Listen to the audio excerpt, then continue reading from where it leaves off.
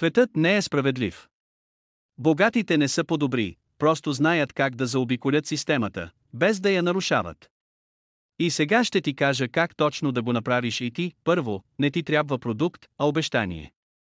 Направи курс. Направи PDF. Продай илюзия, нестойност. Второ, използвай слабостите на хората. Духовни услуги, манифестиране, енергийни чистки. Те не купуват резултат, купуват надежда. Трето, изгради фалшива реалност. Инстаграм с фалшиви последователи, ONLYFANS чатботи, ревюта, които сам си написал. Четвърто, пусни дропшипинг магазин. Китайски буклук и реклама, която обещава революция. Таймери, FOMO, лъскав сайт и готово. Пето, пристрастяване. Мобилни игри, криптохайп, NFT, изкуство.